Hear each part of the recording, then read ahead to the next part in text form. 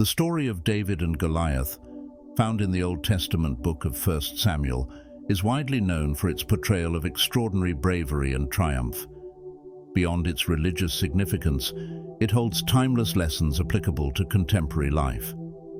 This narrative illustrates that despite facing immense challenges, individuals possess the capability to prevail.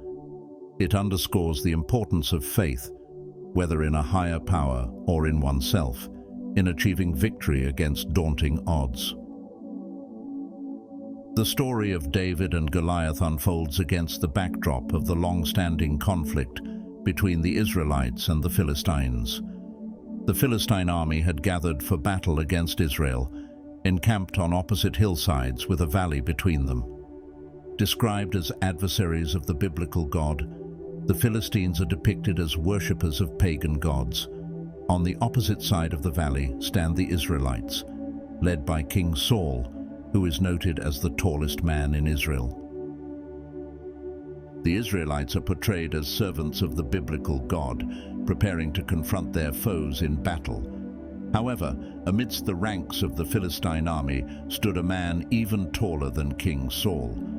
Some described him as a towering figure, a colossal giant named Goliath. Standing at a formidable 9 feet tall, Goliath was a fearsome sight to behold. Clad in a bronze helmet and a coat of scale armor, he carried a javelin slung across his back, adding to his menacing presence. The description of Goliath can be found in 1 Samuel chapter 17, verses 4 to 7, NIV. A champion named Goliath, who was from Gath, came out of the Philistine camp. His height was 6 cubits and a span. He had a bronze helmet on his head and wore a coat of scale armor of bronze, weighing 5,000 shekels. On his legs, he wore bronze greaves, and a bronze javelin was slung on his back. His spear shaft was like a weaver's rod, and its iron point weighed 600 shekels. His shield-bearer went ahead of him. Goliath's reputation preceded him, instilling fear and trepidation in the hearts of all who faced him.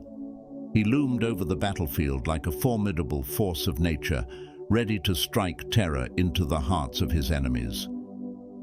Goliath's massive size and intimidating presence paralyzed King Saul's army with a mixture of fear and awe. For 40 days, the Israelites watched in dread as the giant marched toward them, his booming voice echoing across the valley. Goliath openly mocked the Israelites, insulting their God and boasting about his strength. Despite their valiant efforts, the Israelites remained frozen in place, unable to muster the courage to confront Goliath. As the days dragged on, Goliath grew impatient with the Israelites' reluctance to engage in battle. Finally, Goliath issued a challenge to the Israelites. Send a single man to face him, and the outcome would determine the victor of the entire battle. Goliath's challenge struck fear into the hearts of the Israelite army, as they realized that one man would have to confront Goliath's unmatched strength instead of their unified forces. This description of Goliath issuing a challenge to the Israelites can be found in 1 Samuel chapter 17, verses 8 to 11, NIV. Goliath stood and shouted to the ranks of Israel, "Why do you come out and line up for battle? Am I not a Philistine, and are you not the servants of Saul? Choose a man and have him come down to me. If he is able to fight and kill me, we will become your subjects. But if I overcome him and kill him, you will become our subjects and serve us." Then the Philistine said, "This day I defy the armies of Israel. Give me a man and let us fight each other." On hearing the Philistines' words, Saul and all the Israelites were dismayed and terrified. Among the Israelites, King Saul was expected to step forward as their champion. He was tall, though not as towering as Goliath, yet he was considered a strong candidate for the task. However, despite being adorned in his armor, Saul hesitated to accept the challenge. The weight of the responsibility and the overwhelming presence of Goliath seemed to paralyze him, leaving the Israelites without a clear leader willing to face the giant. Into this tumultuous scene enters David, a mere shepherd boy, far removed from the image of a seasoned warrior. Lacking extraordinary height, bulging muscles, or any reputation as a fighter, he was merely the son of Jesse from Bethlehem. Unlike his older brothers who had joined the battle in the valley, David's usual role was tending to his father's sheep. However, on this particular occasion, David was entrusted by his father with a different task: to bring provisions and well wishes to his brothers who were stationed in the midst of war. Despite his youth and lack of battlefield experience, David embarked on the journey to deliver food and encouragement to his siblings amidst the conflict. As David approached the valley where the two armies stood facing each other, he couldn't help but overhear Goliath's relentless barrage of insults directed at the God of Israel. Observing the Israelite soldiers afraid of Goliath, David understood how dire their situation was. Listening to the murmurs of panic among the Israelite ranks, David learned of King Saul's offer: the hand of his daughter and exemption from taxes for the man who could defeat Goliath. Intrigued by the rewards and fueled by a sense of duty, David made a bold decision. He resolved to confront Goliath and put an end to his tyranny once and for all. Some people might think that David volunteered to fight Goliath because of the reward offered. They believe he only decided to take action after hearing about the prize. This could make his decision seem selfish. However, many believe David acted because he trusted in God's plan. Earlier in the story, it suggested that David was chosen by God to replace King Saul, who was displeased with him. So despite the reward, David's actions are seen as part of God's plan for him. The narrative of David's bold decision to confront Goliath and his declaration of intent can be found in verses 32 to 37, NIV. David said to Saul, "Let no one lose heart on account of this Philistine. Your servant will go and fight him."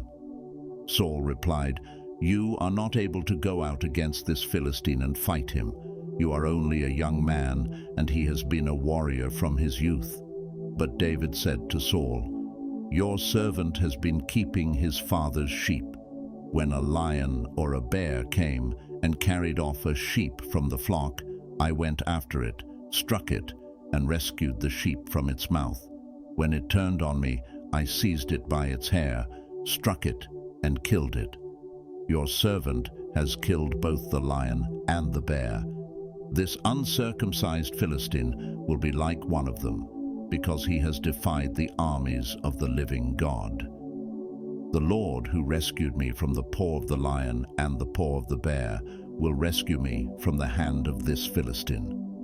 Saul said to David, "Go, and the Lord be with you." Thus David was brought before King Saul to declare his intention to confront Goliath, but Saul was skeptical. How could a shepherd boy, inexperienced in battle, hope to defeat such a fearsome opponent? Saul feared that sending David against Goliath would only bring disaster upon the kingdom.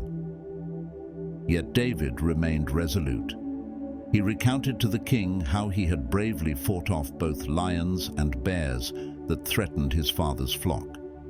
David explained that he had relied on God's strength to emerge victorious in those encounters, and trusted that the same God would grant him success against Goliath. Initially doubtful of David's capability to defeat Goliath, King Saul eventually relented, offering David his own armor and weapons. However, David found the armor too heavy and the sword too cumbersome. Despite Saul's protests, David opted to face Goliath without them. Instead, David chose 5 small stones he gathered from a nearby stream and placed them in his shepherd's bag.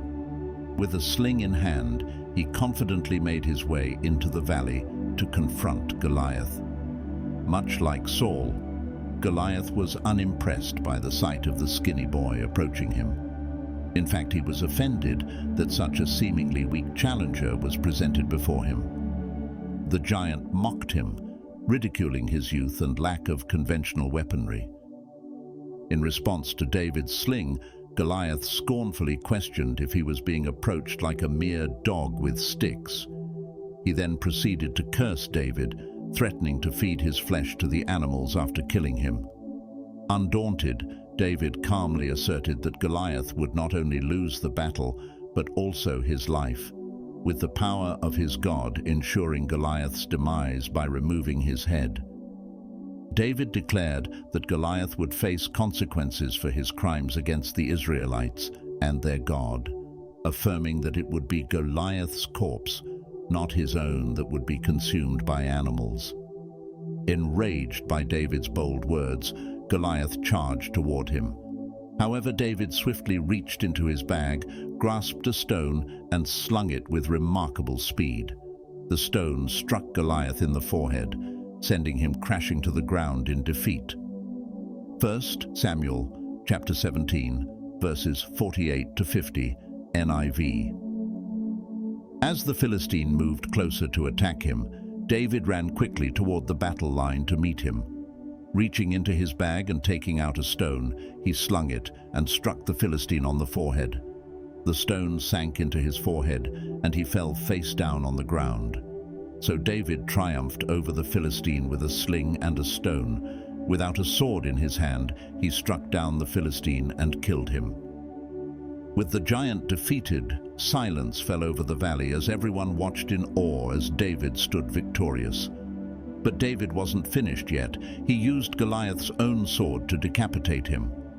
Witnessing this bold act, the Philistine army turned and fled in fear. The Israelites, seizing the opportunity, pursued them and launched a fierce attack, resulting in a significant victory. This victory was significant for the Israelites, as the Philistines had been a major threat for centuries. The story of David and Goliath carries various interpretations. Some view it as a testament to David's unwavering faith in God, contrasting with Goliath's arrogance and disbelief. David's rejection of King Saul's armor symbolizes his reliance on the skills and resources provided by God rather than those of man. David stayed calm when Goliath threatened him because he feared God more than he feared the giant. While others were scared of Goliath, David trusted that God was with him. He knew that whatever happened, God would take care of him. This faith helped him face Goliath without being afraid. However, there are alternative interpretations. Some argue that David's decision to fight Goliath was driven by the reward offered by King Saul, suggesting it was more about personal gain than divine intervention. Some question why David, with his absolute belief in God's power, chose to gather 5 stones instead of just one. While some suggest it might hint at a lingering doubt, others see it as a demonstration of David's preparedness and determination. Despite his unwavering faith, David may have wanted to ensure he had every possible advantage in facing Goliath. Overall, the story of David and Goliath is often seen as a powerful example of faith overcoming adversity. David's resolute trust in God serves as an inspiration, showing that with faith and courage, even the most daunting challenges can be overcome. And that concludes today's episode. We sincerely appreciate your presence. If you enjoyed our content, please consider hitting the like button, sharing it with your friends, and subscribing to our channel. Thank you for your support.